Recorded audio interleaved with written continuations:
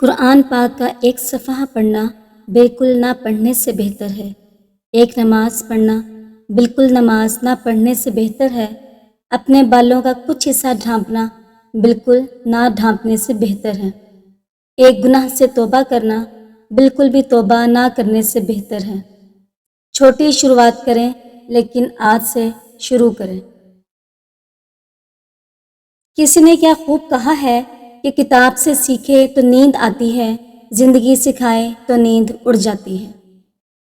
انتخاب اس کا کریں جس کے ساتھ آپ بوڑھے ہوں، نہ کہ اس کی وجہ سے آپ بوڑھے ہو جائیں۔ اختلاف کا حل ڈھونڈا جا سکتا ہے لیکن حسد، بغض، منافقت اور احسان فراموشی کا نہیں۔ مشکل وقت میں دلاسا دینے والا کوئی اجنبی بھی ہو تو وہ دل میں اتر جاتا ہے، اور اس وقت میں کنارہ کر لینے والا کوئی اپنا ہی کیوں نہ ہو دل سے اتر جاتا ہے۔ بیوی جب اپنے مسائل شوہر کو بتاتی ہے تو اس کا یہ ہرگز مطلب نہیں ہوتا کہ وہ شکایت کر رہی ہے، بلکہ وہ آپ پر اعتماد کرتی ہے۔ اگر کوئی آپ سے محبت کر ہی بیٹھا ہے تو اسے رلانے سے گریز کریں، کیونکہ اس کی آنکھوں سے آنسو نہیں بلکہ قطرہ قطرہ کر کے آپ کی محبت بہہ جائے گی۔ شوہر کا کام بیوی کو صرف باہر والوں کی نگاہوں سے بچانا ہی نہیں بلکہ گھر والوں کی زبان سے بچانا، اس کی عزت کروانا اور عزت کرنا بھی ہوتا ہے۔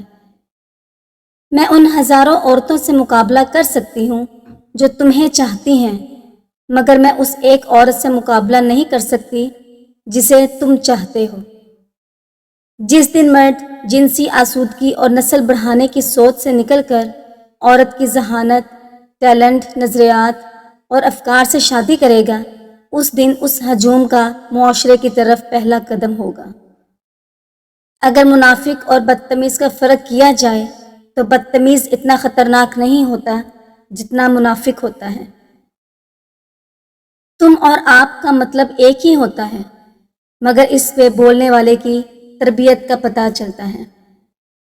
محبت دلوں پر وہ کام کرتی ہے جو صابن جسم پر اور آنسو روح پر کرتی ہے۔ مرد کی بیوی اس کے لیے ہیرے کی طرح ہے اور دوسری عورت لوہے کی طرح۔ تو پھر وہ شخص عقل مند کیسے ہو سکتا ہے جو ہیرے کو چھوڑ کر لوہے کے پیچھے جاتا ہے؟ محبت کے زمانے میں مرد کچھ اور ہوتا ہے اور شوہر کی صورت میں وہ پہچانا نہیں جاتا۔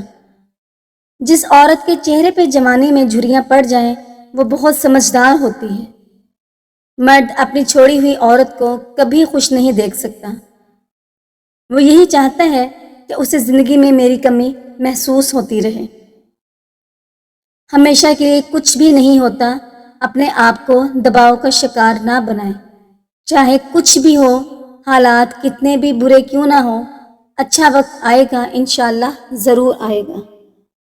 بڑھاپے میں فرشتہ بننے سے بہتر ہے جوانی میں فرونیت چھوڑ دیں۔ مرد کتنا ہی سخت دل کیوں نہ ہو، اپنی بیوی کے لیے جذبات بچوں جیسے ہی رکھتا ہے۔ اگر کسی عورت سے وفا چاہتے ہو تو اسے وقت دو، محبت دو، بھروسہ دو، اور سب سے زیادہ اگر عزت دو گے تو وہ عورت تمہارے لیے اپنی جان تو دے دے گی مگر کبھی بے وفائی نہیں کرے گی۔ مرد شادی کے لیے گورے رنگ کی حسین لڑکی کی فرمائش نہیں کرتا۔ مرد جانتا ہے عورت ہر رنگ، ہر صورت شکل میں حسین لگتی ہے۔ رشتہ نبھانے کے لیے عورت کا حسین ہونا ضروری نہیں ہوتا، ایک دوسرے کا ساتھ زندگی بھر کے لیے ہونا ضروری ہوتا ہے، جو آپ کی زندگی میں گزرنے والے ایک ایک پل کو حسین بنا دیتا ہے۔ شوہر کو کبھی بکھرنے نہ دیں۔ مرد کو مشکل وقت میں مضبوط کندھا نہیں چاہیے ہوتا بلکہ اسے ایک نرم و نازک سے آغوش چاہیے ہوتی ہے۔ بچپن میں اسے یہ سہارا ماں یا بہن دے دیتی ہے، لیکن شادی کے بعد مرد اپنی بیوی سے ہی اخلاقی اور جذباتی حمایت کی امید لگا لیتا ہے۔ اس لیے جب بھی کبھی مرد آپ کو ٹوٹتا دکھائی دے تو فوراً سمیٹ لیں، ورنہ بکھر جائے گا، اور اگر بکھر گیا تو وہ تمہیں بھی سہارا دینے کے قابل نہیں رہے گا بلکہ ٹوٹے ہوئے کان سے بھی زیادہ تکلیف دہ ثابت ہوگا۔ ایک بزرگ سے کسی نے سوال کیا کہ اگر کوئی اپنا ہمیں بھول جائے تو کیا کیا جائے؟ بزرگ نے فرمایا، کوئی اپنا ہو تو وہ کبھی نہیں بھولتا، اور جو بھول جائے وہ اپنا نہیں ہوتا۔ ماں نے ایک بات سکھائی ہے کہ کوئی ہاتھ سے چھین کر لے جا سکتا ہے مگر نصیب سے نہیں۔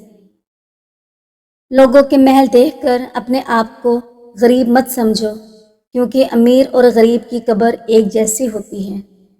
عورت میں 5 نشانیاں دیکھ لیں تو سمجھ جائیں کہ عورت نیک اور پرخلوص ہے۔ پردہ دار، سچ بولنے والی، نگاہ نیچے رکھنے والی، خاموش رہنے والی اور آہستہ آواز میں باتیں کرنے والی۔ جو عورت ہمیشہ ہمسائے سے نمک مانگتی رہتی ہے، اس کا گھر غربت کا شکار رہتا ہے۔ شیشے میں خود کو ننگا دیکھنے والے بہت جلد بوڑھے ہو جاتے ہیں اور یادداشت بھی کم ہو جاتی ہے، وہ چاہے مرد ہو یا پھر عورت۔ خالی پیٹ، خالی جیب اور جھوٹا پیار انسان کو زندگی میں وہ سبق سکھاتا ہے جو بڑے سے بڑا استاد نہیں سکھا پاتا۔ زمانہ تو باتیں ہی کرتا ہے، سامنے بھی اور پیٹھ پیچھے بھی، لیکن یہ آپ کی ذات پر منحصر ہے کہ کس بات کو سنی انسنی کر دیتی ہیں اور کس بات کو دل سے لگا لیتے ہیں۔ ہمارے پاس کتنی ہی چیزیں اور کتنے ہی لوگ ایسے ہوتے ہیں جو ہمارے لیے کچھ معنی نہیں رکھتے مگر کسی کی حیات ہوتے ہیں۔ گھٹ گھٹ کر اور خاموشی سے کڑنے سے کہیں بہتر ہے کہ گلہ کیجیے یا وضاحت مانگ لیجیے۔ دلوں میں کدورت اور نفرت نقب نہیں لگا پاتی۔ گناہ کا آغاز مکڑی کی تار کے مانند نازک ہوتا ہے، لیکن انجام جہاز کے رسے کے مانند مضبوط ہوتا ہے۔ علم کی منزل روٹی نہیں ہے، علم کی منزل تو شعور اور بیداری ہے۔